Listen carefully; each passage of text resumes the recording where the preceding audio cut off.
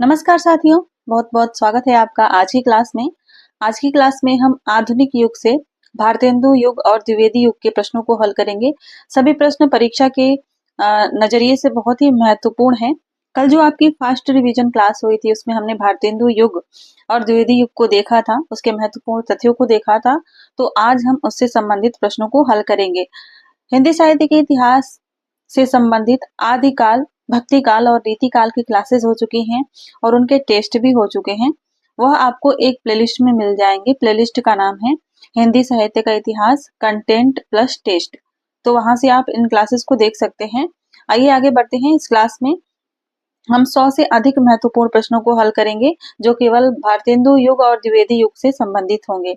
पहला प्रश्न देखिए, भारतेंदु युग का अन्य नाम क्या है? सुधार काल, पुनर्जागरण काल, नवोत्थान युग या नवीन युग? भारतेंदु युग को एक और नाम से जाना जाता है, वो कौन सा नाम है? सही उत्तर है इसका पुनर्जागरण काल। डॉक्टर नगेंद्र ने इसे पुनर्जागरण काल कहा था। प्रश्न संख्या 2 देखिए, भारतेंदु युगीन काव्य प्रवृत्ति इनमें से कौन सी नहीं है? राष्ट्रीयता और देश प्रेम, सामाजिक चेतना, भक्ति परक काव्य की प्रधानता या हास्य व्यंग? सही उत्तर की बात करें तो यह हो जाएगा भक्ति परक काव्य की प्रधानता। यह भारतेंदु युग काव्य की प्रवृत्ति नहीं है। भारतेंदु युग में हमें राष्ट्रीयता और देश प्रेम देखने को मिलता है, सामाजिक चेतना भी देखने को मिलती है, हास्य व्यंग्य भी देखने को मिलता है, राजभक्ति देखने को मिलती है। ये सभी हम पिछली क्लासेस में देख चुके हैं। प्रश्न संख्या 3 देखिए, निम्नलिखित में से कौन भारतेंदु युग का कवि नहीं है? प्रेमघन जी, राधा कृष्ण दास जी, प्रताप नारायण मिश्र जी या श्रीधर पाठक जी? इनमें से कौन भारतेंदु युग के कवि नहीं है?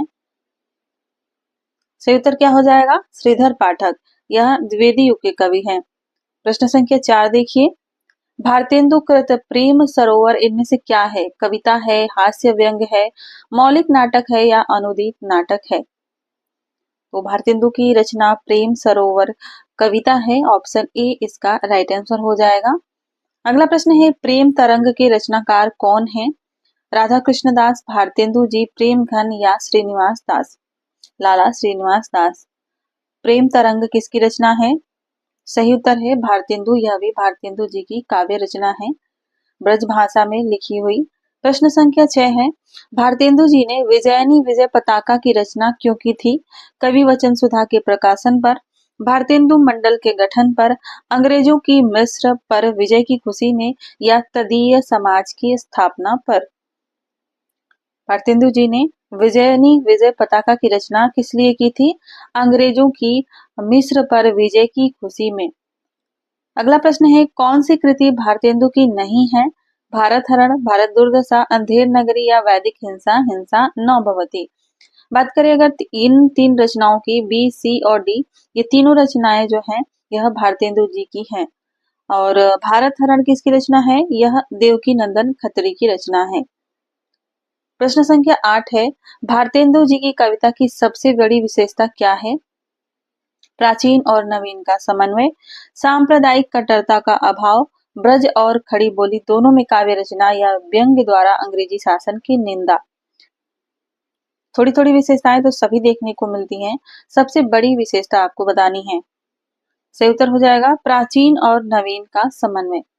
ज्यादा समय नहीं लगाएंगे इन प्रश्नों में। इन प्रश्नों की व्याख्या मैं नहीं कर रही हूँ क्योंकि कल ही आप लोगों ने जो थ्योरी क्लास देखा था, जो कंटेंट की क्लास देखी थी, उसी से संबंधित यह प्रश्न है। तो इसके सभी उत्तर उस क्लास में आपको देखने को मिल जाएंगे।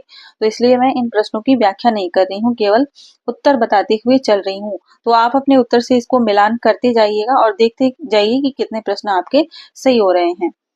प्रश्न संख्या 9 है, शिक्षा के प्रसार के लिए भारतेंदु जी ने एक स्कूल खोला था जो अब उन्नति करते करते हरिश्चंद्र डिग्री कॉलेज हो गया है। इस स्कूल का आरंभिक नाम क्या था? तो इस स्कूल का आरंभिक नाम था चौखंबा स्कूल। राइट आंसर है ऑप्शन बी।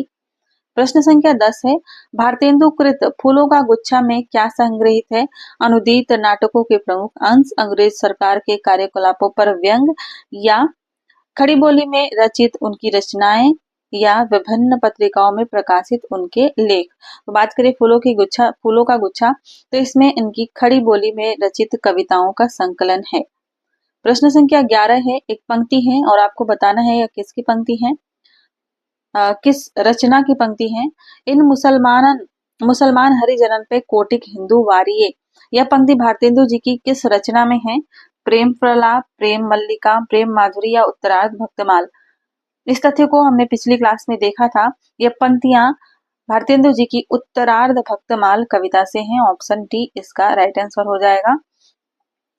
अगला प्रश्न है प्रश्न संख्या 12। भारतेंदु ने किसके सम्मान में श्री राजकुमार सुस्वागत पत्र लिखा था? सही उत्तर है इसका महारानी विक्टोरिया के पुत्र के भारत आगमन पर इन्होंने श्री राजकुमार सुस्वागत पत्र लिखा था। प्रश्न संख्या 13 है मन की लहर काव्य ग्रंथ के रचयिता कौन है? किसकी रचना है मन की लहर? प्रेमघन की, प्रताप नारायण मिश्र की, लाला श्रीनिवास दास की या अंबिका दत्त व्यास की? सही उत्तर है प्रताप नारायण मिश्र। मन की लहर प्रताप नारायण मिश्र की रचना है। प्रश्न संख्या 14 देखते हैं। आनंद अरुणोदय किसकी रचना है? भारतेंदु जी की, राधा कृष्ण दास की, प्रेमघन की या जगमोहन सिंह की? आनंद अरुणोदय बद्री नारायण चौधरी प्रेमघन की रचना है। प्रश्न संख्या 15 है तदीय समाज से किसका संबंध था? सही उत्तर हो जाएगा भारतेंदु हरिश्चंद्र का। इन्होंने तदीय समाज और पेनिंग रीडिंग क्लब की स्थापना की थी। प्रश्न संख्या 16 है नए जमाने की मुकरी के लेखक कौन हैं? शुक्ल जी, बालमुकुंद गुप्त जी, प्रेमघन जी या भारतेंदु जी? सही उत्तर हो जाएगा भारतेंदु जी। इनकी रचना है नए जमाने की मुकरी।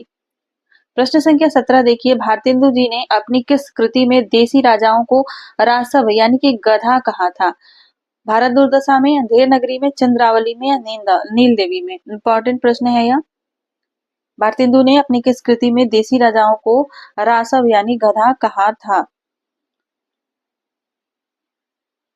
सही उत्तर है भारत दुर्दशा। ऑप्शन ए राइट आंसर हो जाएगा।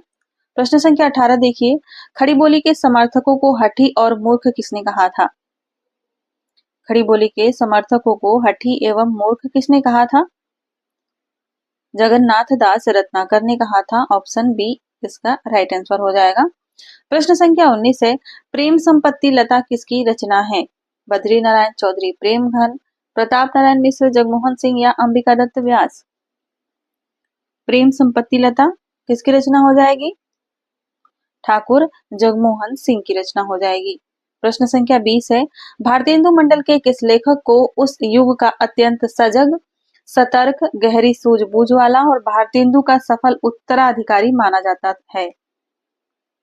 किसे भारतेंदु जी का सफल उत्तराधिकारी माना जाता है? यह है बाल मुकुंद गुप्त। ऑप्शन सी राइट आंसर हो जाएगा। प्रश्न संख्या 21 देखते हैं। बाबू बाल मुकुंद गुप्त की साहित्यिक प्रसिद्धि का मूलाधार क्या है? इन्होंने एक रचना लिखी थी शिव शंभू के चिट्ठे। यह इनकी साहित्यिक प्रसिद्धि का मूल आधार है। ऑप्शन डी राइट आंसर हो जाएगा। प्रश्न संख्या 22 है भारतेंदु मंडल के लेखकों की सर्व प्रमुख विशेषता क्या रही है?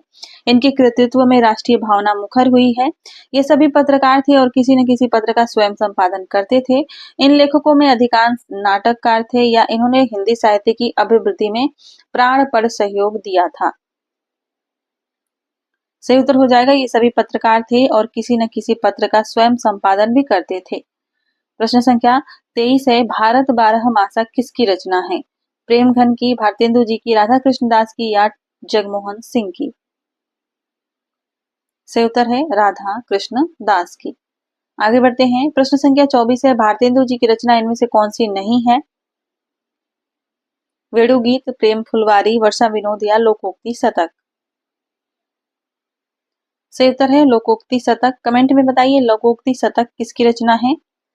तब तक आगे देखते हैं। प्रश्न संख्या 25 है निम्नलिखित में से भारतेंदु जी की रचना कौन सी है? श्रृंगार सतसई, श्यामलता, जीर्ण जमपद या तृप्यंताम?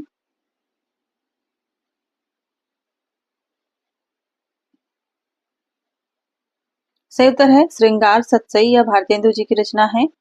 अगला प्रश्न देखिए। प्रश्न संख्या 26 है सुकवि सतसई किसकी रचना है?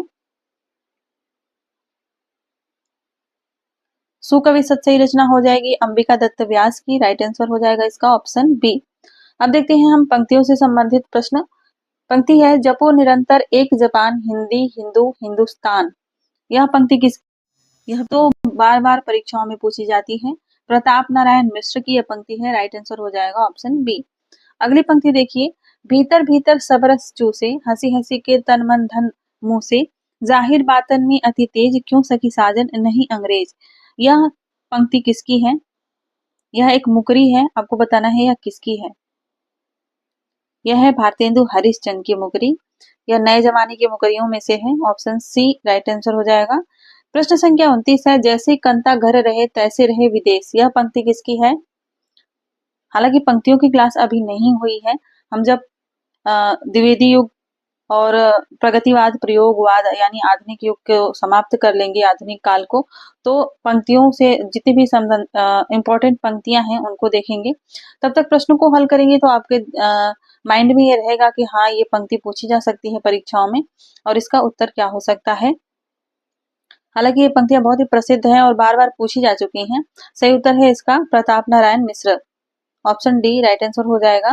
प्रश्न संख्या 30 है, धन्य भारत भूमि सब रत्नानी की उपजावनी। यह किसकी पंक्ति हो जाएगी? यह हो जाएगी बद्री नारायण चौधरी प्रेमघन की पंक्ति। प्रश्न संख्या 31 है, मेरे तो साधन एक ही है जग, नंद लला वृषभानु दुलारी। देखने से लगता है कि भक्ति काल की पंक्ति है, लेकिन यह है भारतेंदु युग की पंक्ति। आपको बताना है कि यह किसकी पंक्ति है। सही उत्तर है भारतेंदु, यह भारतेंदु जी की पंक्ति है। प्रश्न संख्या 32 देखिए, प्रिय प्यारे तिहारे निहारे बिना, अखिया दुखिया नहीं मानती है। यह किसकी पंक्ति है? यह पंक्ति भी हो जाएगी भारतेंदु हरिश्चंद्र जी की। अगली पंक्ति है, चित चैत की चांदनी चाह भरी, चर्चा चलिबे की चलाइए ना।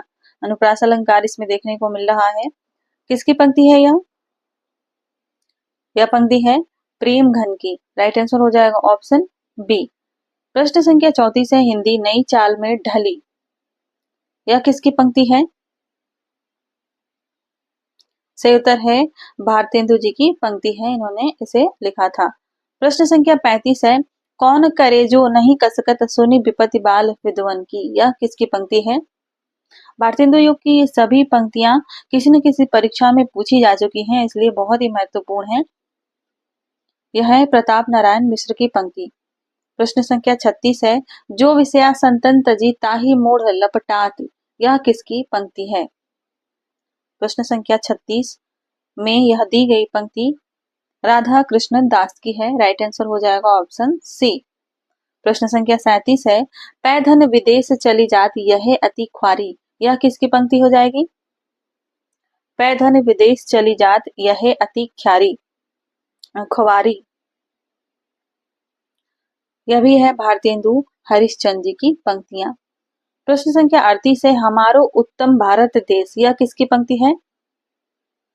हमारो उत्तम भारत देश राधा चरण गोस्वामी की पंक्ति है, ऑप्शन ए इसका राइट आंसर हो जाएगा। प्रश्न संख्या 39 है, भारतेंदु युग का साहित्य व्यापक स्तर पर गदर से प्रभावित है। यह किसका कथन है? इसको हमने देखा था। भारतेंदु युग का साहित्य व्यापक स्तर पर गदर से प्रभावित है, यह है डॉक्टर रामविलास शर्मा का कथन, ऑप्शन बी इसका राइट आंसर हो जाएगा। प्रश्न संख्या 40 है, भारतेंदु ने हिंदी साहित्य को एक नए मार्ग पर खड़ा किया, वे साहित्य के नए युग के प्रवर्तक थे। यह कथन किसका है? कथन से संबंधित जितने भी प्रश्न होते हैं वह सभी परीक्षाओं के लिए बहुत ही महत्वपूर्ण हो जाते हैं। यह शुक्ल जी का कथन है, तो यह शुक्ल जी के कथन तो बहुत ही महत्वपूर्ण होते हैं, इसको याद रखिएगा। प्रश्न संख्या 41 है, भारतेंदु युग का साहित्य जनवादी इस अर्थ में है कि वह भारतीय समाज के पुराने ढांचे से संतुष्ट न रहकर उसमें भी सुधार चाहता है। यह कथन किसका है? सही उत्तर है डॉक्टर रामविलास शर्मा, यह रामविलास शर्मा का कथन है। प्रश्न संख्या 42 देखिए, आधुनिक हिंदी काव्य का वैतालिक किसे कहा जाता है? आधुनिक हिंदी काव्य का वैतालिक किसे कहा जाता है? भारतेंदु जी को कहा जाता है, ऑप्शन ए इसका राइट आंसर हो जाएगा। अब देखते हैं हम द्विवेदी युग के कुछ प्रश्नों को। प्रश्न संख्या 43 है, किस पत्रिका के प्रकाशन वर्ष को भारतेंदु युग की समाप्ति का सूचक माना गया है? साहित्य संदेश, आनंद कादम्बिनी, नागरी प्रचारी सभा या सरस्वती। तो सरस्वती पत्रिका से भारतेंदु युग की समाप्ति का सूचक माना जाता है सरस्वती पत्रिका के प्रकाशन को। थोड़ी सी जानकारी हम सरस्वती पत्रिका के बारे में देख लेते हैं। सरस्वती पत्रिका का संस्थापक या प्रकाशक की बात करें, पूछा जाए कि कौन था, तो वो थे चिंतामणि घोष। ठीक है, जो भी यहाँ पर मैं लिख रही हूँ उसको आप लोग नोट कर लीजिएगा। ठीक है, चिंतामणि घोष इसके संस्थापक और प्रकाशक थे। प्रकाशन का वर्ष है 1900 ईस्वी। 1900 ईस्वी से यह प्रकाशित होना प्रारंभ हुई थी और वर्तमान में भी यह प्रकाशित होती है त्रैमासिक, यानी कि 3 महीने में एक बार यह अब वर्तमान में प्रकाशित होती है। प्रारंभ में यह मासिक थी। ठीक है, शुरू में यह मासिक थी, लेकिन अभी भी यह प्रकाशित होती है, लेकिन वह त्रैमासिक है। संपादकों की बात करें तो संपादक जनवरी 1900 से दिसंबर 1900 तक थे जगन्नाथ दास रत्नाकर। इसके अलग अलग समय पर अलग अलग संपादक रहे हैं। तो जनवरी 1900 से दिसंबर 1900 तक थे जगन्नाथ दास रत्नाकर, किशोरी लाल गोस्वामी, श्याम सुंदर दास, कार्तिक प्रसाद खत्री और राधा कृष्ण दास। 5 लोगों ने मिलकर इसका संपादन किया था। ठीक है, कब से कब तक? जनवरी 1900 से दिसंबर 1900 तक।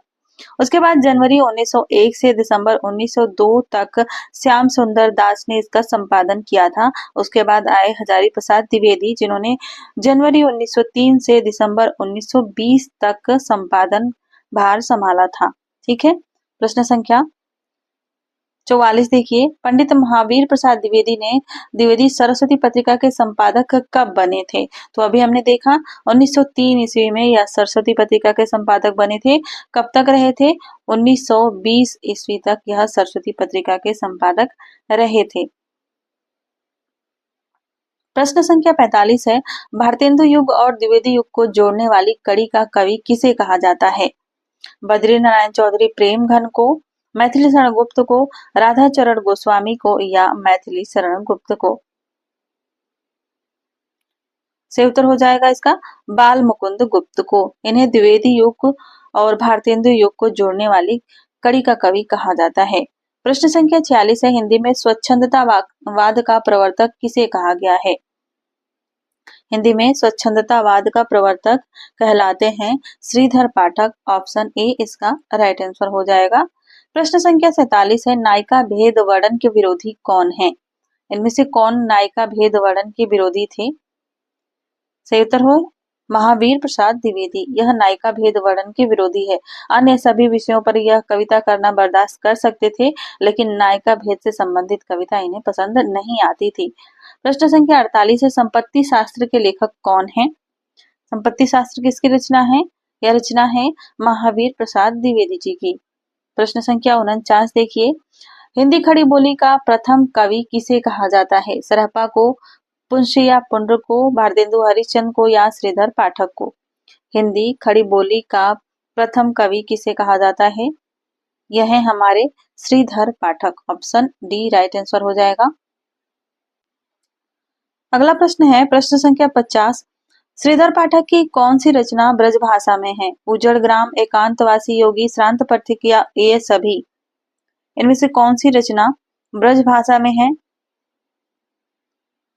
सही उत्तर हो जाएगा इसका उजड़ ग्राम, यह ब्रज भाषा में है। ऑप्शन ए राइट आंसर हो जाएगा।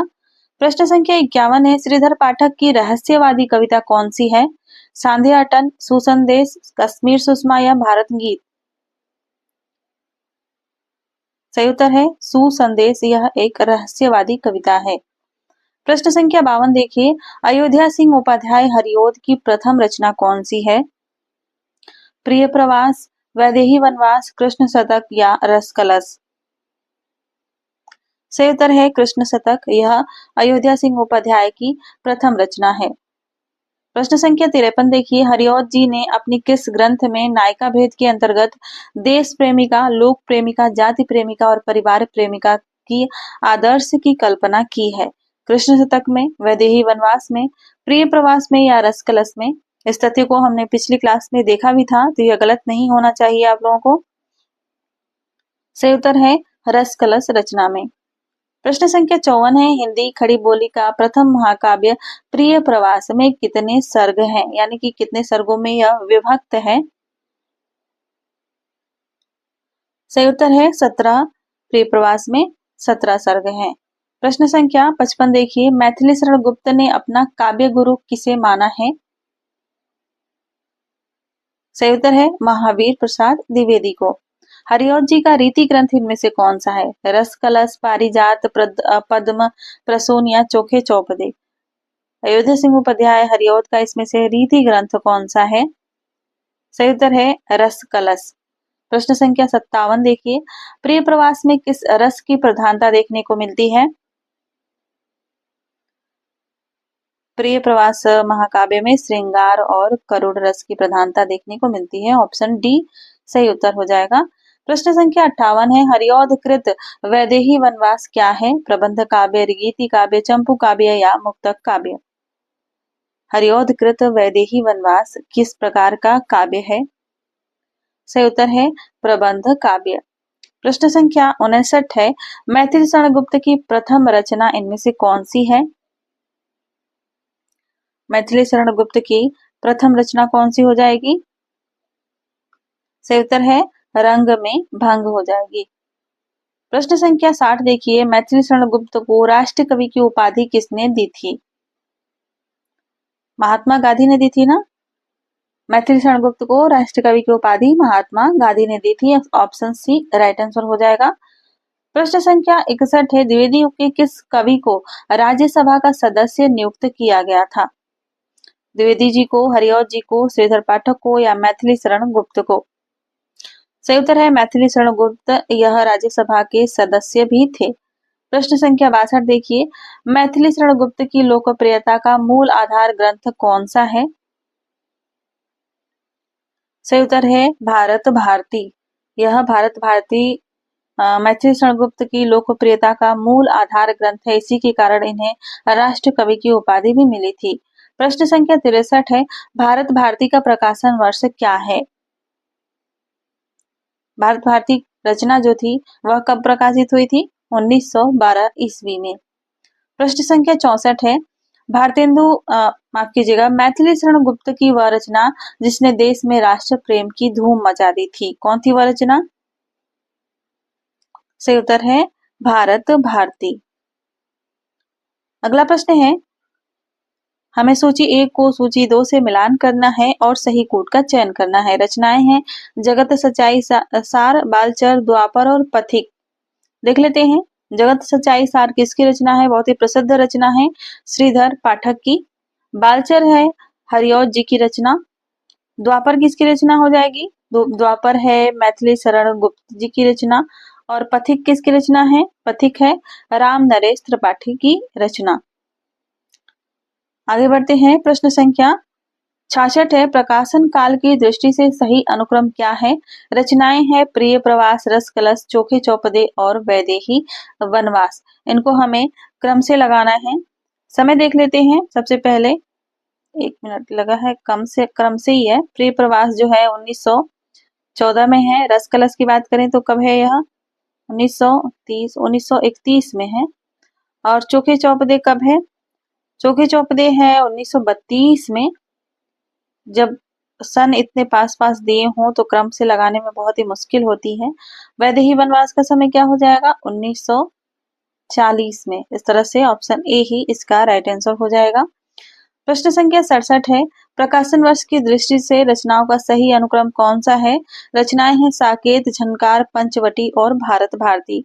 समय देख लेते हैं। भारत भारती का समय क्या हो जाएगा? भारत भारती का समय है 1912 ईस्वी। पंचवटी का समय क्या है? पंचवटी है 1925 में, है ना। झंकार कब है? झंकार है 1929 में। और साकेत कब है? साकेत है 1931 में। तो क्रम क्या हो जाएगा? भारत भारती, पंचवटी, झंकार और साकेत। राइट आंसर हो जाएगा ऑप्शन बी। प्रश्न संख्या 68 है, प्रकाशन काल के अनुसार फिर से हमें रचनाओं को सही क्रम में लगाना है और रचनाएं हैं विष्णु प्रिया, जय भारत, द्वापर और यशोधरा। विष्णु प्रिया की बात करें तो यह कब है? 1957 में है। और जय भारत की बात करें तो यह है 1952 में। और द्वापर कब है? द्वापर है 1936 में। और यशोधरा कब है? यशोधरा हो जाएगी 1932 में। तो इस तरह से जो क्रम हो जाएगा, सबसे पहले यशोधरा आएगी, फिर द्वापर, फिर जय भारत और फिर विष्णुप्रिया। ऑप्शन सी इसका राइट आंसर हो जाएगा।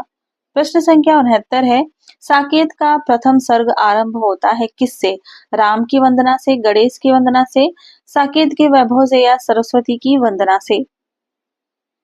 साकेत का प्रथम सर्ग जो है किससे आरंभ होता है? सरस्वती की वंदना से। प्रश्न संख्या 70 है, रामचरितमानस के बाद हिंदी में राम काव्य का दूसरा स्तंभ साकेत है। यहाँ साकेत का क्या अर्थ है? साकेत शब्द का क्या अर्थ होता है? अयोध्या, स्वर्गलोक, मृत्युलोक या राम कथा काव्य? साकेत शब्द का जो अर्थ होता है वह होता है अयोध्या। ऑप्शन ए इसका राइट आंसर हो जाएगा। प्रश्न संख्या 71 है, साकेत प्रबंध काव्य में कितने सर्ग हैं? साकेत प्रबंध काव्य में कितने सर्ग हैं? सही उत्तर हो जाएगा इसका 12 सर्ग देखने को मिलते हैं। प्रश्न संख्या 72 देखिए, साकेत महाकाव्य के सृजन की प्रेरणा का स्रोत क्या है? भवभूतिकृत उत्तर रामचरितम, तुलसीदास का रामचरितमानस, रविंद्रनाथ टैगोर का काबीर उपेक्षिता या स्वयंभूकृत पौमचरित? किससे प्रेरणा लेकर साकेत महाकाव्य लिखा गया था? सही उत्तर है इसका रविंद्रनाथ टैगोर कृत काबीर उपेक्षिता। Option C. प्रश्न संख्या 73 है, साकेत महाकाव्य का सर्वाधिक मार्मिक सर्ग कौन सा है? सही उत्तर है नवम। इसी में उर्मिला के विरह का वर्णन किया गया है। यह सर्वाधिक मार्मिक सर्ग है। प्रश्न संख्या 74 देखिए, मैथिली शरण गुप्त की कौन सी कृति प्रकाशन क्रम में सबसे पहले आती है? जयद्रथ वध, पंचवटी, भारत भारती या विकट भट्ट? सही उत्तर हो जाएगा इसका जयद्रथ वध। कब है इसका प्रकाशन वर्ष? कमेंट में बताइए। प्रश्न संख्या 75 है, मैथिली शरण गुप्त की वह रचना जिसमें राष्ट्र की बलिवेदी पर अपने प्राणों का उत्सर्ग करने वाले युवक का चरित्र चित्रण हुआ है? जयद्रथ वध, त्रिपथगा, नल दमयंती या सुलोचना? कौन सी वह रचना है? सही उत्तर है जयद्रथ वध। अगला प्रश्न देखिए, प्रश्न संख्या 76 है, चैतन्य महाप्रभु की वियुक्ता पत्नी के त्याग, तप और उसकी मनोदशा का उल्लेख किस ग्रंथ में मिलता है? चैतन्य महाप्रभु की वियुक्ता पत्नी के त्याग, तप और उसकी मनोदशा का उल्लेख हमें देखने को मिलता है विष्णुप्रिया रचना में। ऑप्शन ए राइट आंसर हो जाएगा। प्रश्न संख्या 77 है, विरहणी नारी की मार्मिक व्यथा का चित्रण किस ग्रंथ में हुआ है? विरहणी नारी की मार्मिक व्यथा का चित्रण किसमें हुआ है? साकेत में, यशोधरा में, विष्णुप्रिया में या इन सभी में? सही उत्तर हो जाएगा इन सभी में। इन सभी रचनाओं में हमें विरहिणी नारी की मार्मिक व्यथा का चित्रण देखने को मिलता है। यशोधरा में यशोधरा का, साकेत में हम देखते हैं लक्ष्मण जी की पत्नी उर्मिला का, और विष्णुप्रिया में हम देखते हैं किसकी पत्नी का? अभी हमने देखा चैतन्य महाप्रभु की वियुक्ता पत्नी का। प्रश्न संख्या 78 है, कौन सी रचना मैथिली शरण गुप्त द्वारा रचित नहीं है? द्वापर, यशोधरा, गुरुकुल या पथिक? कौन सी गुप्त जी की रचना नहीं है? सही उत्तर है पथिक। पथिक जो है यह मैथिली शरण गुप्त की रचना नहीं है। अगला प्रश्न है, मैथिली शरण गुप्त की अतुकांत रचना कौन सी है? यह हमने पिछली क्लास में देखा था इस तथ्य को। कौन सी रचना गुप्त जी की अतुकांत है? सही उत्तर है मेघनाथ वध। यह रचना अतुकांत है, यानी कि तुक नहीं मिलती है पदों के अंत में, चरणों के अंत में। प्रश्न संख्या 80 है, बौद्ध कालीन संस्कृति को उद्घाटित करने वाला काव्य ग्रंथ कौन सा है? अनग, विकट भट्ट, वृत्त संहार या झंकार? सही उत्तर है अनग। बौद्ध कालीन संस्कृति को उद्घाटित करने वाला काव्य ग्रंथ है अनग। प्रश्न संख्या 81 है, जोधपुर के एक राजपूत सरदार की 3 पीढ़ियों तक चलने वाली गाथा का वर्णन किस काव्य ग्रंथ में देखने को मिलता है? झंकार, विकट भट्ट, गुरुकुल या सैरंध्री? किसमें देखने को मिलता है? जोधपुर के एक राजपूत सरदार की 3 पीढ़ियों तक चलने वाली गाथा मिलती है हमें विकट भट्ट में। प्रश्न संख्या 82 है, साकेत के किस सर्ग में उर्मिला लक्ष्मण मिलन वर्णित है? सही उत्तर है नवम सर्ग में। ऑप्शन ए इसका राइट आंसर हो जाएगा। नहीं, माफ कीजिएगा, उर्मिला लक्ष्मण मिलन का वर्णन पूछा गया है। कंफ्यूज हो गई मैं भी। सही उत्तर हो जाएगा द्वादश यानी कि 12वें सर्ग में। ऑप्शन डी इसका राइट आंसर हो जाएगा, ऑप्शन ए नहीं होगा। प्रश्न संख्या 83 है, मैथिली शरण गुप्त की किस काव्य कृति को हिंदू संस्कृति का स्वच्छ दर्पण कहा गया है? मैथिली शरण गुप्त की किस काव्य कृति को हिंदू संस्कृति का स्वच्छ दर्पण कहा गया है? सही उत्तर है यहाँ जय भारत रचना। प्रश्न संख्या 84 देखिए, माइकल मधुसूदन दत्त की कृतियों का अनुवाद मैथिली शरण गुप्त ने किस उपनाम से किया था? इंपॉर्टेंट प्रश्न है यह। बांग्ला भाषा के कवि है माइकल मधुसूदन दत्त। इनकी कृतियों का अनुवाद मैथिली शरण गुप्त ने किस नाम से किया था? मधुप नाम से किया था। ऑप्शन बी सही उत्तर हो जाएगा। प्रश्न संख्या 85 है, त्रिशूल उपनाम किसका है? त्रिशूल उपनाम किसका है? नाथुराम शर्मा शंकर, गया प्रसाद शुक्ल स्नेही, सियाराम शरण गुप्त या राय देवी प्रसाद पूर्ण? सही उत्तर है गया प्रसाद शुक्ल स्नेही। यह त्रिशूल उपनाम से भी कविताएं लिखते थे। प्रश्न संख्या 86 है, जकी उपनाम से उर्दू में काव्य रचना करने वाले कवि कौन हैं?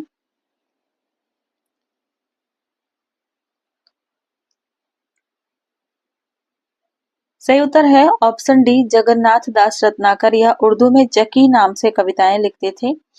प्रश्न संख्या 87 है, भक्तिकाल और रीतिकाल का समन्वय कवि किसे कहा जाता है? यह भी इंपॉर्टेंट प्रश्न है। जगन्नाथ दास रत्नाकर को भक्तिकाल और रीतिकाल का समन्वय कवि कहा जाता है। प्रश्न संख्या 88 बताइए, कविता कामिनी कांत, भारतेंदु प्रज्ञेंदु, साहित्य सुधाकर उपाधियों से सम्मानित कवि कौन है? गया प्रसाद शुक्ल स्नेही, नाथुराम शर्मा शंकर, हरिओत जी या सुमित्रा नंदन पंत जी? किसे कविता कामिनी कांत, भारतेंदु प्रज्ञेंदु और साहित्य सुधाकर भी कहते हैं? ये हो जाएंगे नाथुराम शर्मा शंकर।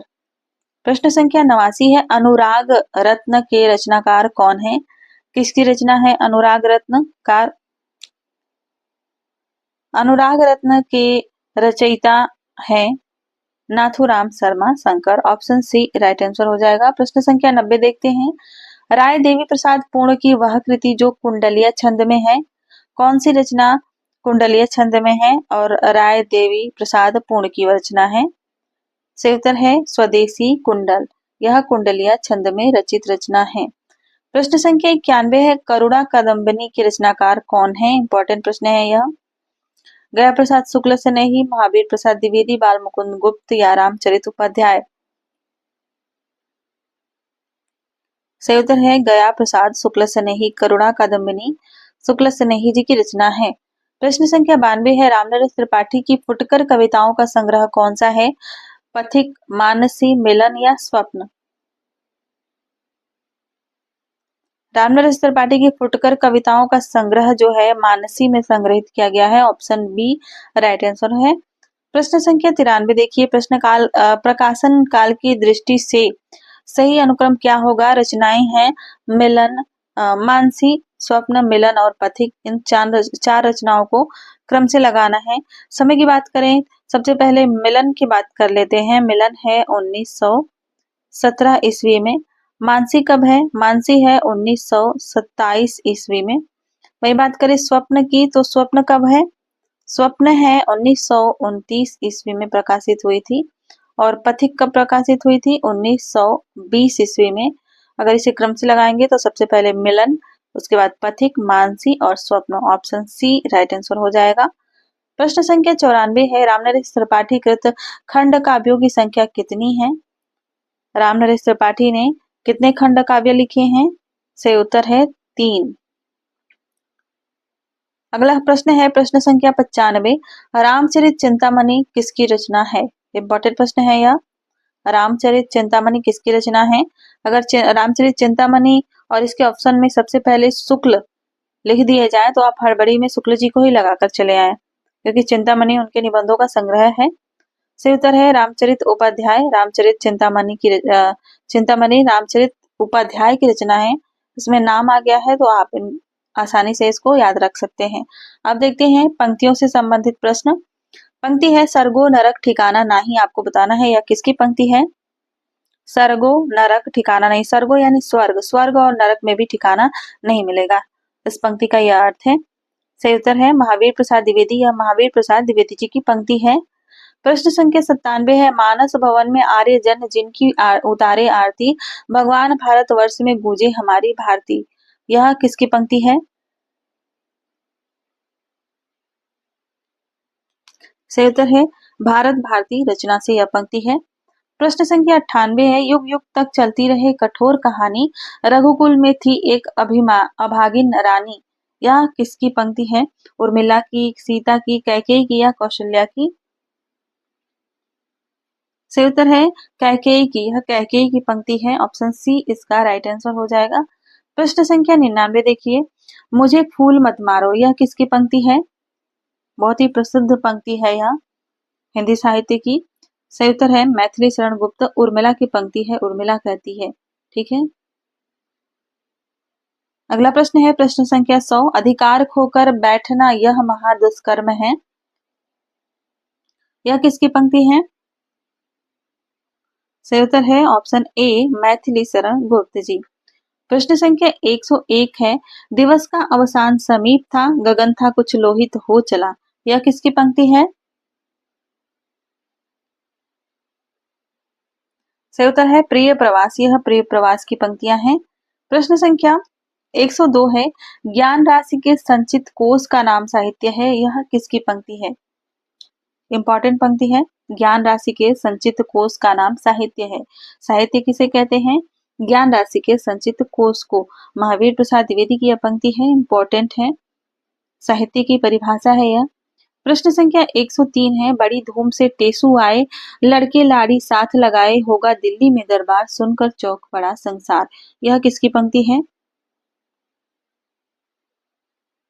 सही उत्तर है बाल मुकुंद गुप्त की। प्रश्न संख्या 104 देखिए, सारे देव वृंद से खिंचकर देवराज के नयन हजार, कामदेव पर बड़े चाव से आकर पड़े एक ही बार। बहुत ही महत्वपूर्ण पंक्ति है यह, परीक्षा में पूछी जा सकती है। किसकी पंक्ति है यह? यह है महावीर प्रसाद द्विवेदी की पंक्ति।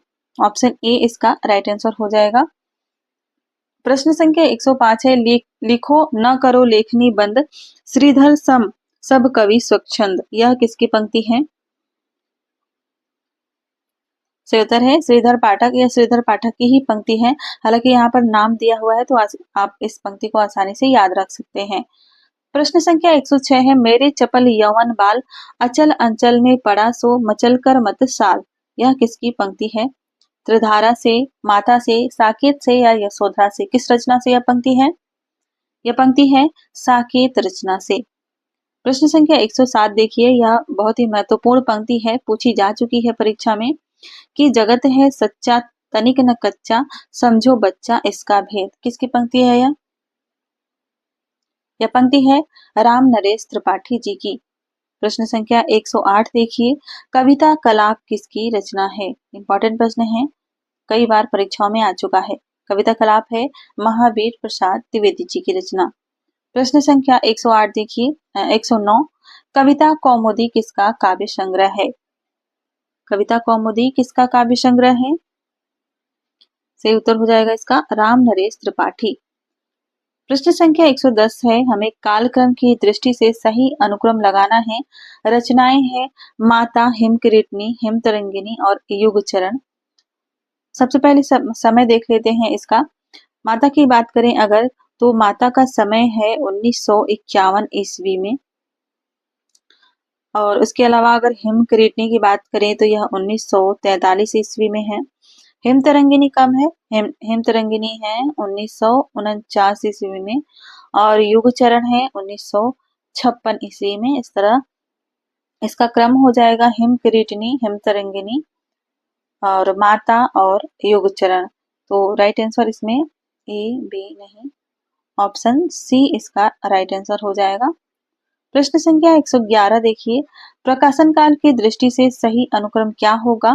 उद्धव शतक, मिलन, प्रिय प्रवास और साकेत, ये रचनाएं दी गई हैं। समय को देख लेते हैं।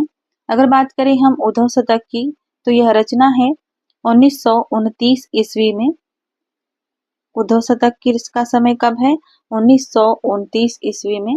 उसके अलावा अगर बात करें हम मिलन की, तो ये मिलन कब है? मिलन हो जाएगा 1911 ईस्वी में। माफ कीजिएगा, मिलन है 1917 ईस्वी में। प्रिय प्रवास की बात करें तो प्रिय प्रवास हो जाएगा 1914 ईस्वी में। और साकेत कब हो जाएगा? साकेत है 1931 ईस्वी में। इस तरह से क्रम हो जाएगा प्रिय प्रवास, मिलन, उद्धव शतक और साकेत, यानी कि ऑप्शन डी में यह क्रम हमें देखने को मिलता है। प्रश्न संख्या 112 है, हमें रचनाओं और रचनाकारों को सुमेलित करना है। रचनाएं हैं भारत गीत, पारिजात, पंचवटी और मानसी। रचनाकार हरिऔध त्रिपाठी, माखनलाल चतुर्वेदी, श्रीधर पाठक और या मैथिली शरण गुप्त। भारत गीत किसकी रचना हो जाएगी? यह हो जाएगी श्रीधर पाठक की रचना। पारिजात किसकी रचना हो जाएगी? हरिऔध जी की रचना। पंचवटी किसकी रचना हो जाएगी? मैथिली शरण गुप्त की रचना। और मानसी हो जाएगी राम नरेश त्रिपाठी जी की रचना। प्रश्न संख्या 113 देख लेते हैं। निम्नलिखित रचनाओं को उनके रचनाकारों के साथ मिलाना है। गंगावतरण, युग चरण, पाथेय और उर्मिला। मिलान वाले प्रश्न बहुत ही ज्यादा जरूरी होते हैं, क्योंकि हमें एक साथ 4 रचनाओं के बारे में जानने को मिलता है। गंगावतरण किसकी रचना है? जगन्नाथ दास रत्नाकर की। युग चरण किसकी रचना है? माखन लाल चतुर्वेदी की रचना है। पाथेय किसकी रचना है? पाथेय रचना हो जाएगी सियाराम शरण गुप्त की। यह राष्ट्रीय सांस्कृतिक काव्य धारा के अंतर्गत आते हैं। और उर्मिला किसकी रचना हो जाएगी? यह रचना है बाल कृष्ण शर्मा नवीन की रचना। आगे बढ़ते हैं। प्रश्न संख्या 114 देखिए। क्वासी किसकी रचना है? अज्ञेय की, भारती की, नवीन की या दिनकर जी की? क्वासी रचना है बालकृष्ण शर्मा नवीन की। सही उत्तर हो जाएगा ऑप्शन सी। प्रश्न संख्या 115 है। वेणु लो बूझे धरा किसकी रचना है? वेणु लो बूझे धरा किसकी रचना है? माखनलाल चतुर्वेदी की रचना है। ऑप्शन डी राइट आंसर हो जाएगा। प्रश्न संख्या 116 और इस क्लास का यह अंतिम प्रश्न है। कौन सा युग्म सुमेलित नहीं है? हल्दी घाटी सुभद्रा कुमारी चौहान, हम बिस्पाई जन्म के नवीन, स्वप्न रामनरेश त्रिपाठी, चौके चौबदे हरिऔध। कौन सा सुमेलित नहीं है? से उत्तर है हल्दी घाटी सुभद्रा कुमारी चौहान की रचना नहीं है। यह है श्याम नारायण पांडे की रचना। तो इस क्लास में बस इतना ही देखेंगे। अगली क्लास जो है छायावाद पर होगी। छायावाद के तथ्यों को सबसे पहले हम पढ़ेंगे और उसके अगली क्लास में हम छायावाद से संबंधित प्रश्नों को देखेंगे। ठीक है, तो मिलते हैं अगली क्लास में। धन्यवाद।